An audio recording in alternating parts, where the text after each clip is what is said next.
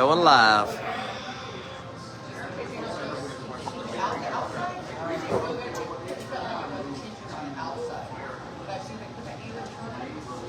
guys have now gone live. If you can, please turn your phones to silent. We'll get started in about 3 or 4 minutes. Thank you.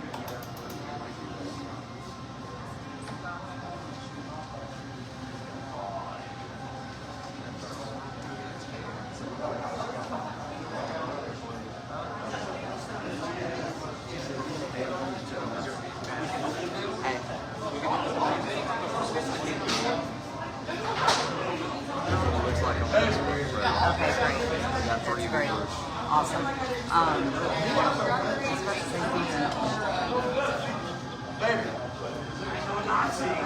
Can they get their bags? I can respond to comments and questions. Oh, that's what I was going to ask.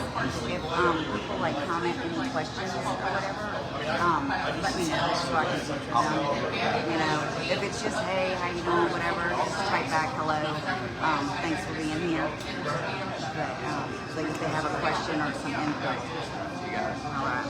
Just give me a key, like you have any questions, or if I have a question, I'll be like, Yeah. that's a question. Okay. All right. Sounds good. What time is it? Is it 8:05 yet? 8:05. And you can hear me when I sit down. I don't need to hold it or anything. You can hear me just fine. Okay. Like I say, if you want to pass around the mic, you can, but like, I'm sure Okay. Yeah, and they'll comment. They'll let us know if they can't hear us.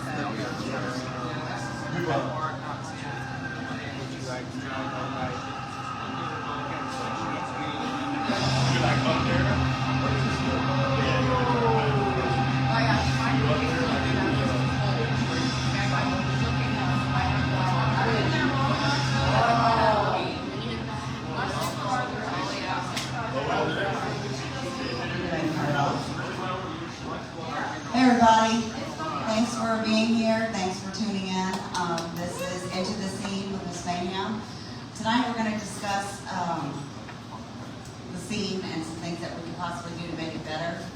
And we've got some guests with us tonight, some special guests that are going to tell a little bit about their background and where they're from and their interaction and their involvement in the music scene. They've been in this area a lot longer than I have. So that'll be cool to get some insight from them. I'll introduce them in just a minute.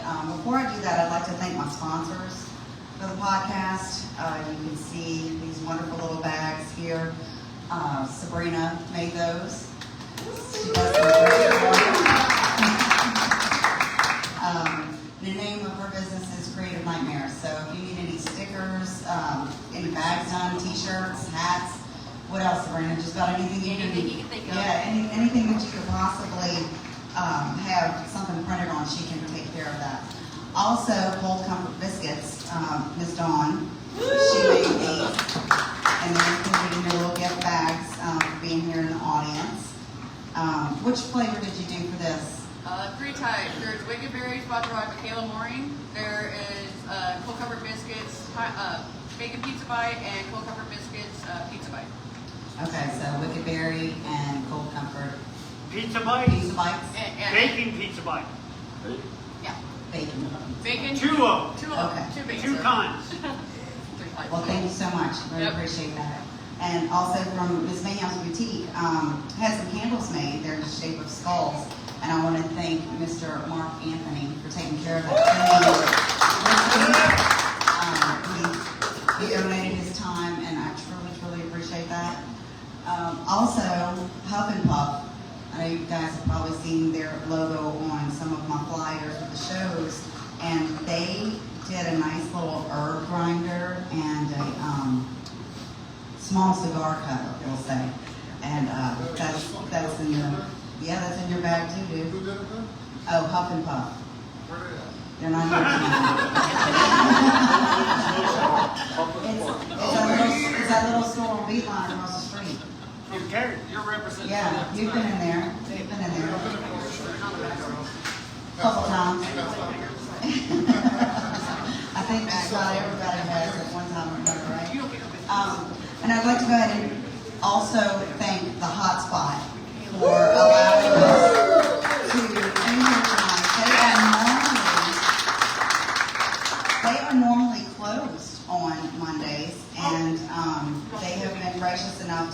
up to let us in here and record the podcast as well as they open the bar so that everybody can get their drink on.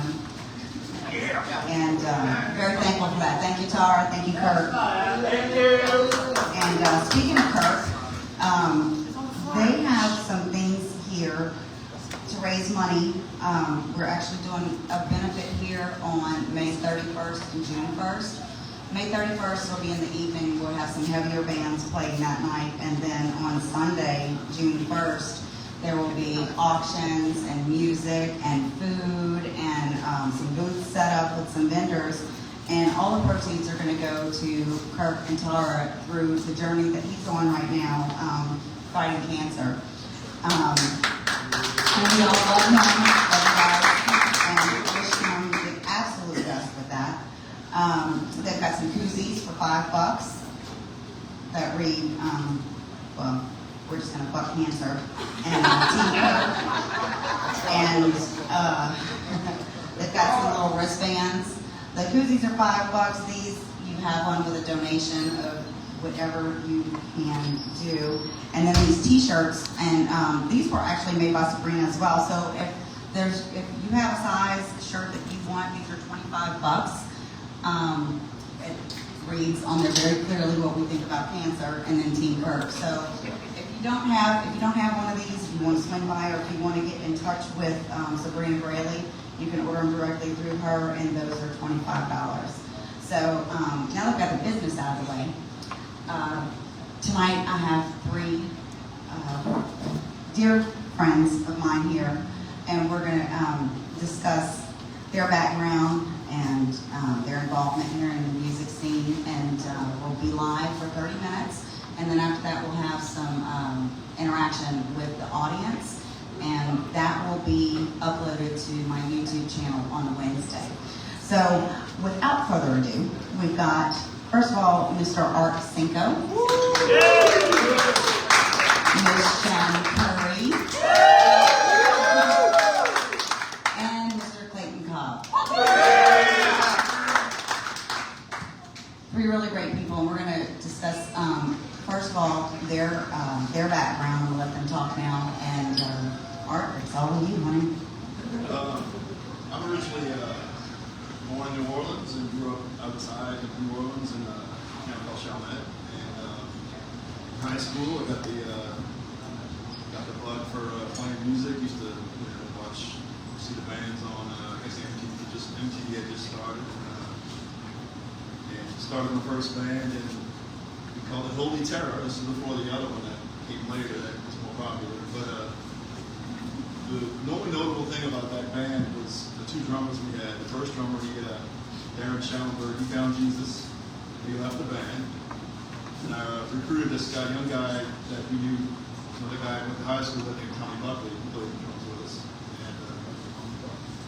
And ironically, Tommy says that Holy Terror, he followed Darren into two different bands. So Darren ended up losing Jesus and got with some guys in something called Nuclear Crucifixion, which was the former to like Soylent Green and all that. And he didn't last long, and Tommy went on to that. And there's, he's now in Crowbar, still does Soylent Green. Nothing about the name dropping, but we came up and we used to rehearse in Arabic around where all the sheds are, where like Razor White and Dark August and a lot of the metal bands at the time rehearsed there. I know Phil was there for a brief before he left to go to Texas.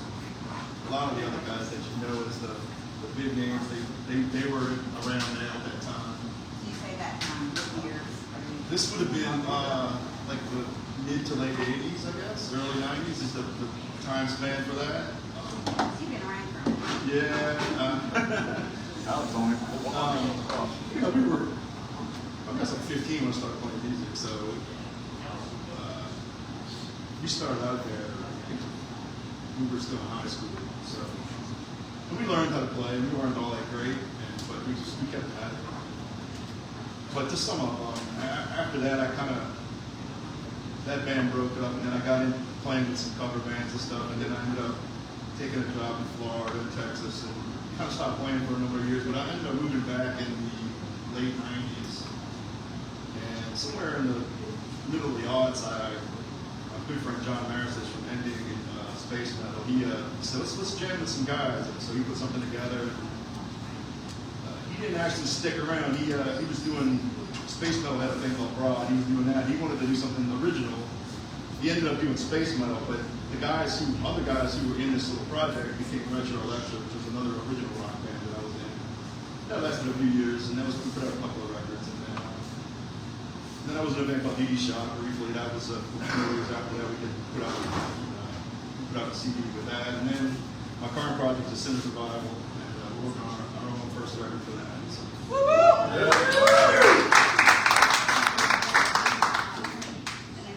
Sinner's Revival has played here at the Hot Spot quite a few times, huh? Yeah. We want to play Always again. a It's good been too time. long. It has been. It's time before the summer's over with. We We need to can come talk back. dates. Yeah, it's time. It's time to have you guys back over here. And then next we have Miss Shun Curry, and we're going to hand that over to Miss Shun. Tell us a little bit about what got you involved in the music scene and what keeps you around. Basically, I'm from Houston, Texas. I was raised. I'm basically from Houston, Texas. I was raised on but I've known Kirk guitar forever. I would always come to the bar. Before this bar, I was in high school, and me and a good friend of mine, Julie Boyd, we would hang out with Crazy Horse. Crazy Horse. But and just meeting different people, like your better half. I made it at my job. I was in the book aisle and I was reading Metal Age, and Lee looks at me and he goes, "Whoa." He's like, "You're into that?" And I'm like, "Fuck yeah, dude, it's my fucking Bible." Right? And so we just, oh my God, shit, what, fucking 30 years or so maybe? Around 99, 98, Right? 99. Yeah, and you know, yes. And so I got to meet like fucking Carrie and fucking Tony, you know, and all of them. And I would always come to metal shows. Like fucking Tony. The first time Burn played, I was fucking hooked. And I'm like, Tony, you gotta be fucking fan. So anytime they played, I was here. When Derek Bellum fucking played, I was here. When you remember Superstar Fat Meat, I was fucking here. You know, I've always supported. And I try to bring positivity to it because a lot of people are afraid to get out. And then like I had read a forum, it was a black metal forum. And there was this guy saying, "I hate the fucking color of my skin." And I'm like, the fuck? He basically felt because he was black, he couldn't listen to fucking black metal. So I fucking wrote back and I said, "Dude, let me explain something to you. I am a mixed race myself. I'm black, Native American, and fucking white. I have always been a motherfucking metalhead, and I will be one until they put me in my fucking car." So you can see. It has nothing to do with your fucking skin color. Like what you fucking like, man. And I think the problem is, poser is always, someone said, "Oh, you're a fucking poser." Just because you don't like something that I don't like, I'm not going to say you're a poser. You know, people have different tastes. You know, everyone has their fucking rules and fucking wants. But the point is, we all need to fucking stand together. It's too much bullshit going on. It's too much fucking animosity for no fucking reason. That's not what we're about. It is fucking union. It's about fucking music. And supporting the fucking music. And saying, hey, you want to do something? Go out and support it, man. You never know. And if you want to change, make a change. Absolutely. You know.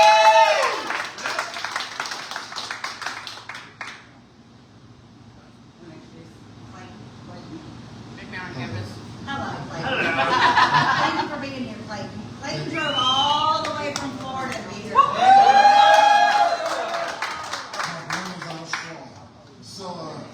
Big Man on Campus. So I'm actually like in the middle of these guys. I go back to Carnival Soul Days at Slidell, where this real man resides. You know, came up through here with Gridlock and Al9 and Altrusia and Rosetta Stone and Rudy Marie Conway. You know, met Tony right here, very good friend of mine for a very long time now. And you know, I went up to Kentucky, Iowa, played bluegrass for a while. It's crazy shit, trust me. But you know, just the whacked out rock and roll zoo was about 30 years of my life, and now I'm recovering rock and roll addict, I guess. But I'd like to spawn on what Sean said a little bit here, because I remember the early 80s, I remember the late 80s, I remember the, you know, the alternative boom of the early 90s, the new metal, blah, blah, et cetera, the long shit was never stopped. But the one thing is always had one common bond. You know, we were the outsiders. Nobody loved us. We were the runaways. Fucking nobody liked us. But we all came together. Yeah. Because we had a common goal to what spoke to us in the scene.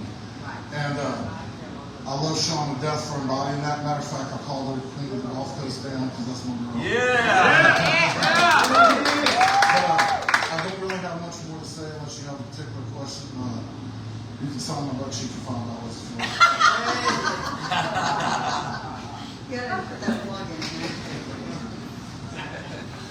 So they touched on briefly, you know, how it is here with the music scene, and it's not just here. It's all over the country. I talk to bands, promoters, you know, that are in different areas, and they come down here and they're like, man, y'all have got such a great scene. You know, there's so much support here. And a lot of that has to do with the history that people have with each other here. There's a lot of love, there's close friendships, there's family, and that's what I want to see grow. We don't need like she said, the animosity, you know, within the scene. You need to leave that outside the door. You know, we're here to support the music, the musicians, the venues, and if we're letting our personal feelings come in between that, that's something that we might need to think about changing, you know. I'd love to see more positivity, and the people that are sitting here with me are extreme supporters of the scene. Always see you guys shows, you know, of sharing, and you know, you sharing the flyers, sharing the shows, you sharing the music, and that's so important. If we continue to pull together and we continue to rally our troops, the scene can be back like it was once before. You know, I haven't been here personally in this area for just about 2 years, and I know how much love everybody has for each other here. I've witnessed it. I've been on the receiving end of it, and there's a lot to go around. You know, you mentioned, you know, about somebody not feeling comfortable coming to the shows. Even the women, let me tell you something. You come to these shows with us, you are safe, and if you feel unsafe, come hit one of us up. If you see somebody with a cut on, a vest, a battle jacket, you know, whatever you want to call it, a vest, on, and you're having an issue with somebody, come grab one of us. You won't have an issue for long. And that goes, you know, for anybody, not just, you know, women, male, female, other, you know, you're safe with us. And I really want to get that message out more, because there's no room for animosity here in our scene. There's no room for judgment. There's no room for politics. There's no room for racism. That's not what we're about. We're here, you know, for the music, and music is supposed to pull people together. And as of late, I haven't seen that as much, and it's really, really disappointing.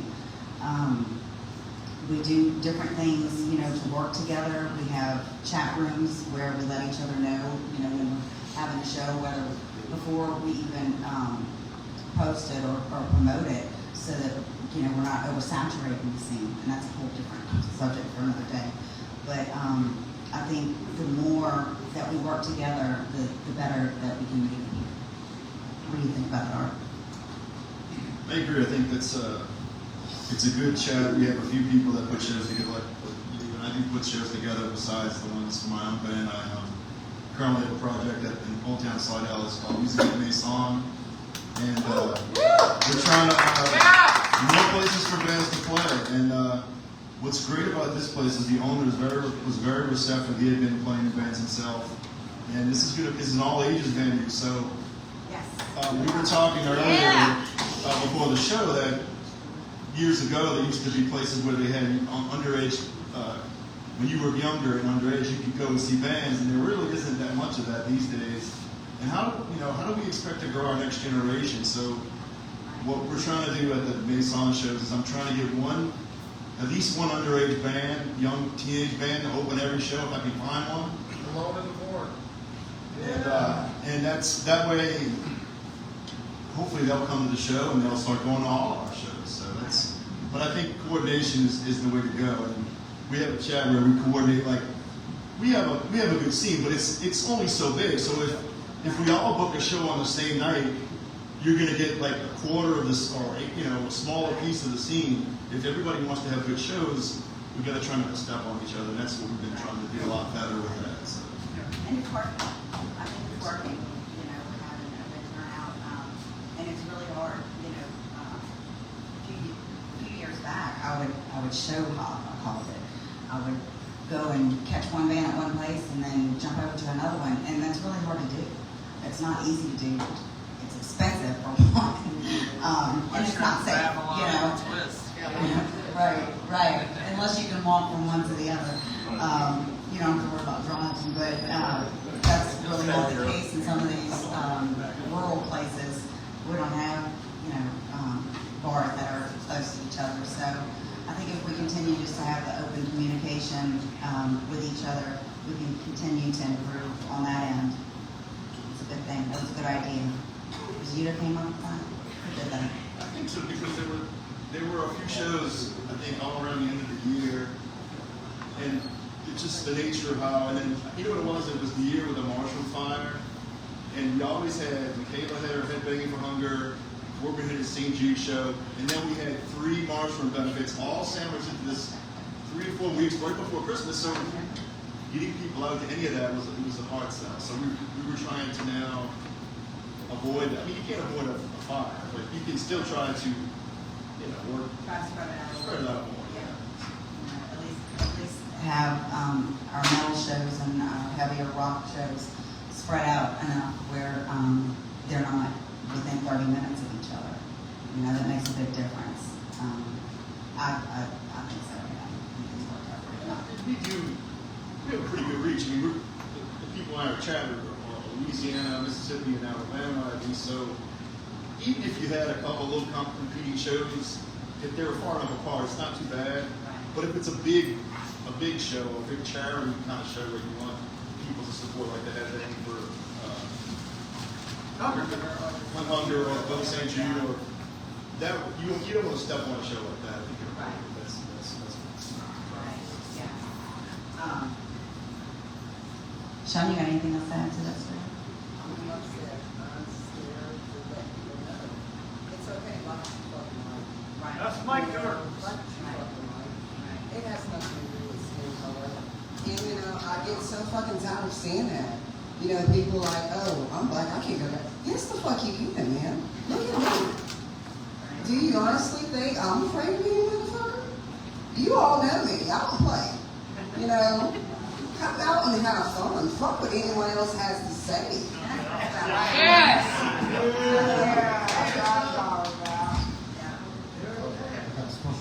Oh, got another mic again. Don't give him 2. Come on now. We're in trouble now. I just want to add to that it does need to be more about the fans than the band's egos and who's going to show where for playing what for fucking doing all that. Because here's the thing about people like Sean, people like the sportsman here, they do this for the family environment that doesn't exist outside of it, and it just ruins it. And these bands are like, well, I did this, so I'm bigger and keep making a crowd over you. And, it gives a whole thing like that. Look, all the musicians in the scene, we all been brothers and did this and that and for years. It's really about the fans. Well, it's about the musicians too, and supporting guys, and getting music out there and getting it out to new people. And if we don't have unity within the scene, I know I wouldn't come into it. No. So let's just all get along and be happy.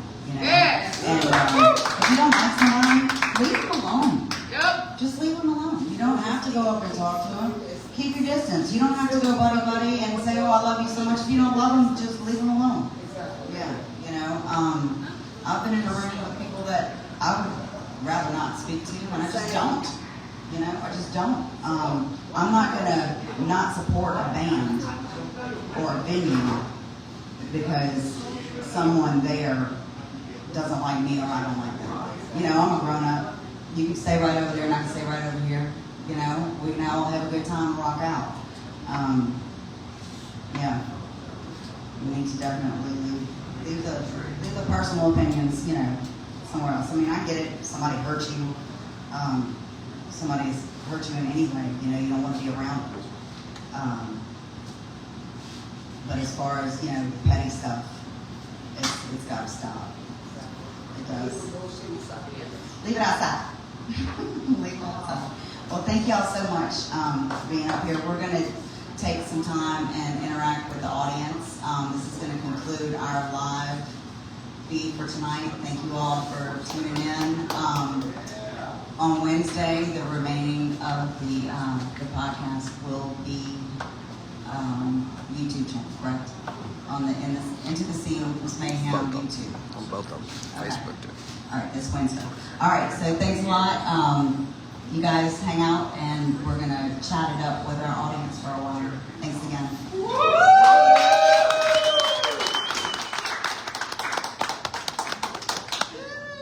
So with the audience, we're gonna take a 5-minute break if you need to get some refills or smoke or a bathroom, and then we'll sit in here and chat it up. Thank y'all.